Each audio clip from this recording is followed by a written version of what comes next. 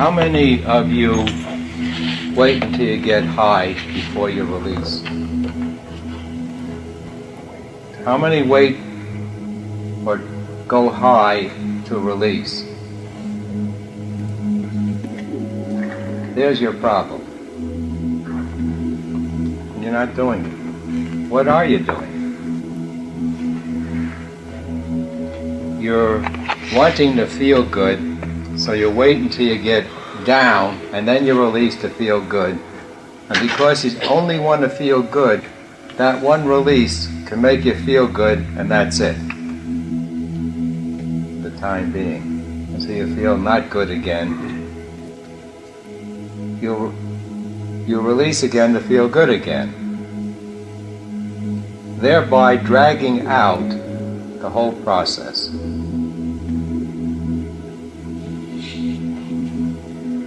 Now, if you would release for the purpose of wanting to go free,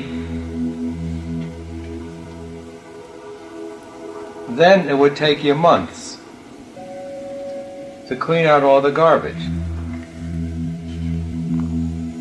But you're not releasing to go free. You're releasing to get out of the misery. It's a drawn-out process that way.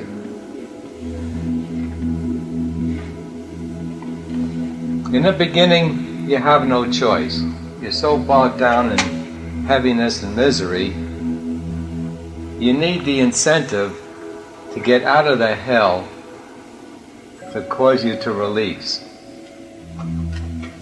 But now that you've moved up, that should be past history.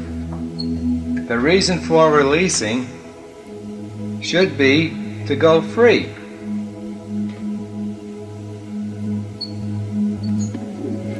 The highest feeling, the highest state you'll ever get is total freedom. Do you believe that?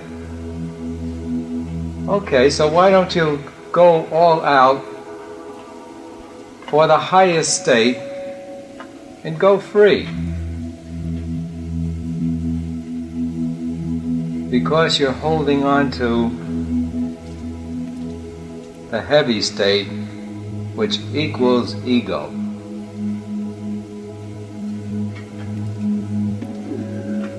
Ego is the cause of all misery. Ego is the manner in which we separate from the all of the universe, from the oneness of the universe. Ego must go if you're going to identify with the oneness of you.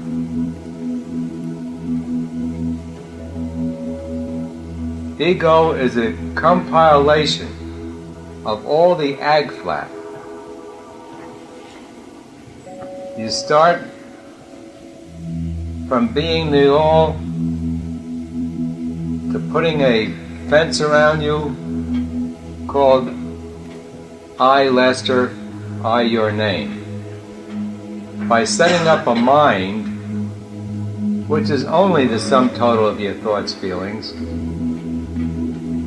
and expanding it outward more and more with more thoughts and more feelings. And the more you do that, the more you're moving away from I, my being, to I being Lester, with a mind that's almost unlimited. And therefore, we can move away from the oneness to the extreme, and this is what we have done. But the reason why you're not going free quickly is you're releasing the feel-good. And that causes you to stop when that goal is accomplished. Whereas if you were releasing to go free, you wouldn't stop. You would bless every opportunity that would come your way to gain an additional piece of freedom. every down would be a wonderful opportunity to you. Every down is a marvelous opportunity to release and go up.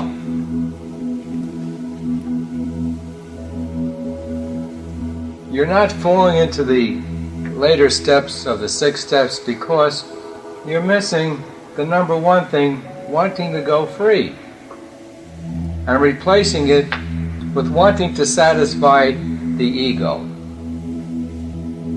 the I personality sense, chasing after the high state externally in the world, where for each ounce of pleasure you take, you get pounds and pounds and pounded with pain.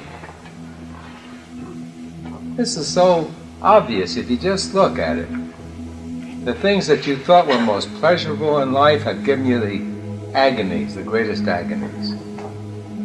Basically the opposite sex. As you move up, your sex desires should be released. And you reach a place where there is no sex. There is no male-female. You look at souls without a tag, male or female. But every desire is an extreme bondage. Every desire is saying, I lack that. The all lacks nothing. The all is everything. The oneness includes every last atom. And so you've pulled yourself away into a little personality and are trying to keep that personality surviving, and that's more important to you than taking this tremendous high state, which is yours by nature, which is inherent, which you cannot change, but you can look away from it and assume this little ego, body-mind. You're not looking to go free, and that's why the whole gang of you are not all the way by now. You're looking to satisfy this body-mind, thinking therein lies your welfare.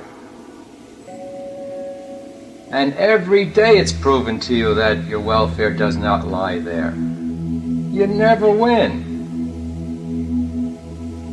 For each ounce of happiness you take via the body-mind, you get hit with so much pain.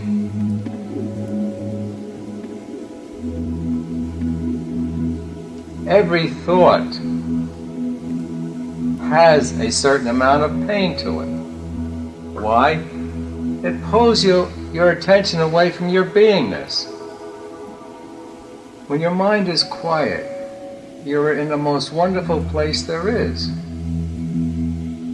But every time you thought into it, it's a disturbance of the inherent natural total peace, equanimity, tranquility. That is natural. But again, the reason why you're not establishing that tremendous state is you're looking for it where it isn't. You don't want freedom. You want that terrible game of playing ego and having moments of pleasure with long periods of pain. So I'm suggesting that you wake up to this fact. Release when you're high.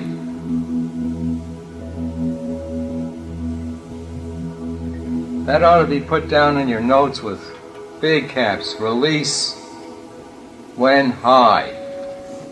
Go high to release.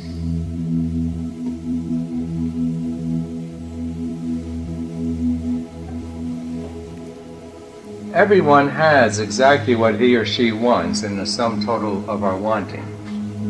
Mine's only creative. When you want freedom, you're going to get it quickly. And I say months. Because It'll be your number one priority. And regardless of what's going on in your life, you'll keep releasing. All that suppressed energy is trying to push up and out.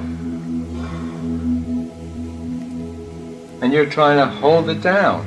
Stop holding it down and every bit of it would leak out. It would push right out. Holding it down is holding on to the ego programs.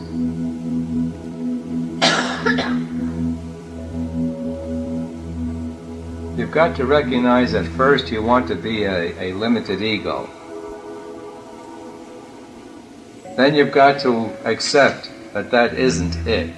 Just by looking at your life. It's been miserable for millions of years. Sure. We all think we're so smart, and boy are we dumb. For an infinite being to live in the extreme limitations that we do, how smart is that?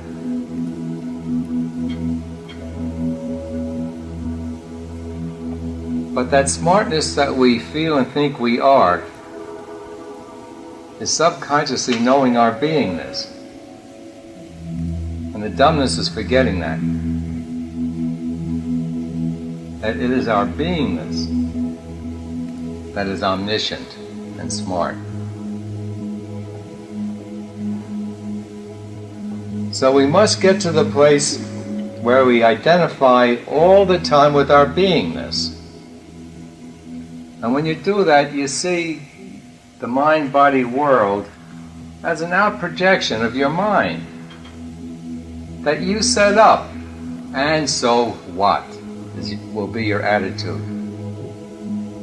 And good and bad are exactly alike in that projected movie. It's a projection. That's the thing you got to get to know. What's the difference whether it's black or white, good or bad, hot or cold? It is a projection out there, an imagination, an imaging in my mind, a thing that I set up. I am not that, I am my beingness.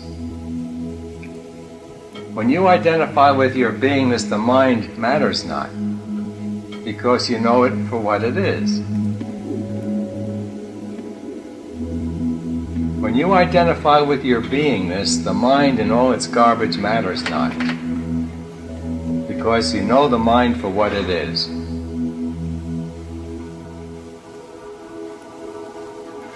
The sense of ego contains all likes, dislikes, all thoughts.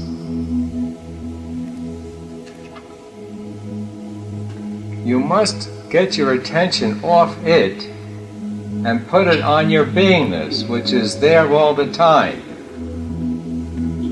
Is there any time when you are not? No. This infinite beingness that you are is there all the time. Identify with it. Hold. My mind is not it. My body is not it. My mind and body are out projections from it. Identify with your beingness. Release when you're high. The higher we are, the closer we are to our beingness. Highness, quietness equate. When you go high, you got the energy up here.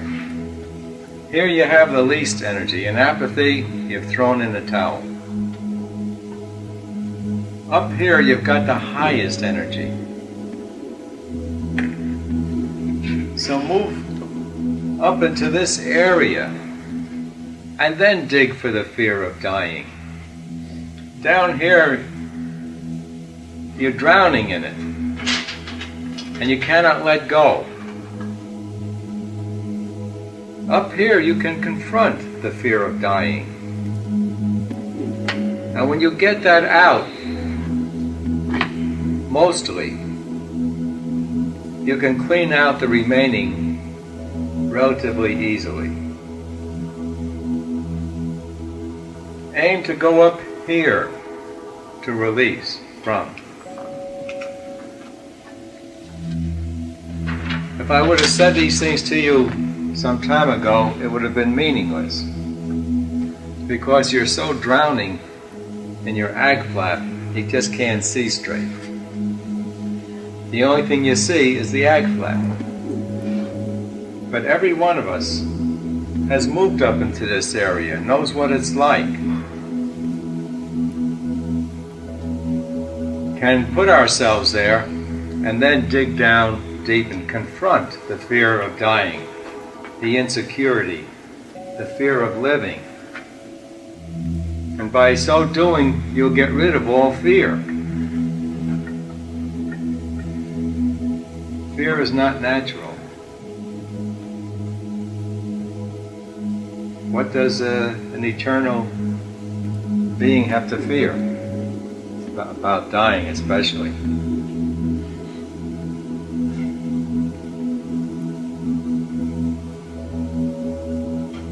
So from here on, make it a point to get up here, feel high, and then dig for the fear of dying and release it.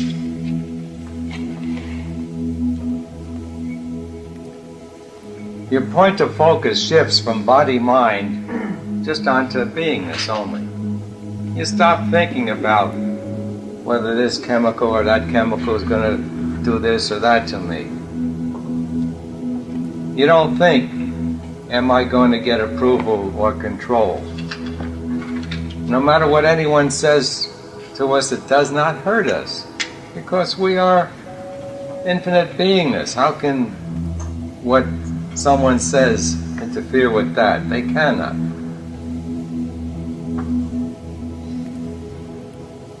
And so you move toward the imperturbable state. And I know of no better yardstick of checking where you are at now by the degree to which you can be bothered.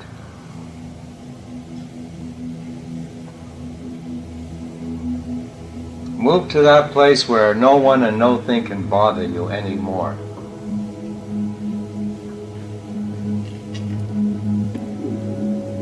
And remember, the ego is the mind-body.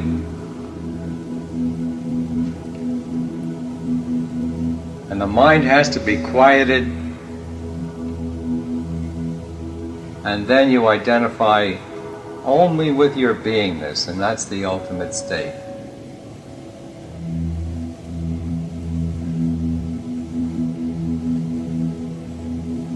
And that's what I wanted to say to you today. Get out of the pits, go up here, complete the job. It only takes months or less. If step one is in there, wanting freedom more than you want the ego nonsense, the other steps fall into line. And you get down to step 6 where it's a delight all the time. Because you just go higher and higher and higher and higher until you can't go higher anymore. There's no place to go. You're all over the universe. You're infinite. And that's simply all the time identifying with your beingness. I amness. Then you'll see the whole truth that there is. There's nothing but I, my beingness. Everything else was an imagination, an illusion. So I say, go for it. Keep it in mind. Go high and release. Of course, if you're down, release to go high so you can release more deeply. Don't stay there. Move on from there to higher. You're right. Most of us have been using it to escape the misery. I'm saying don't stop. Go higher until you can't. There's nowhere to go anymore. You're all over the universe. Use the highness to release. You have been using releasing to feel good. That's it. And you stop. You're ridding yourself of millions of years of accumulation, but it can be done in months. How do I know? I did it back in 52, not knowing what you know. Had I known the method, instead of taking 3 months, I really believe it would have taken 1 month. Because the first month I just released on approval, love. And then I was spending the second month releasing on wanting control, change. And then the last month, these are approximate zones, I saw the fear of dying. And I worked on that. So I was really going one at a time. Approval, control, security. The aversions to the world are difficult to see. Your attachments are obvious, and you're chasing them all the time. But the aversions you push out of the way. So when you go for a goal, up come the antis, oh, I'm afraid I can't, and all that stuff. So it's a gimmick for getting up the aversions to the world. Getting them up into sight so you can let them go. You don't get a thing into consciousness, you cannot see it or handle it. So achieving in the world is a way of getting up the negative. The only reason why the world doesn't serve you with affluence and abundance of everything is you have thoughts to the contrary, and they're suppressed. Moving to get things in the world, the contrary feelings come up, and you release them. Because if you cannot be successful, you're holding on to programs that hold you down, and you don't see them.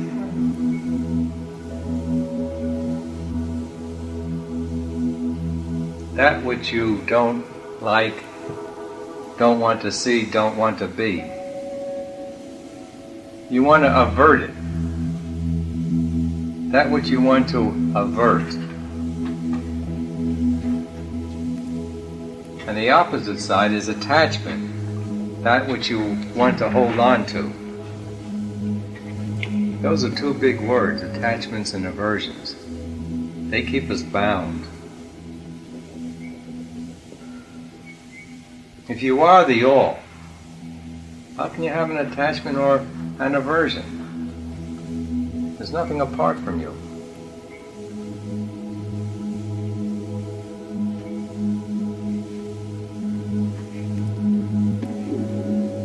And you end up with the feeling the universe is mine. From infinity to infinity, the universe is mine. And it is. Ha ha.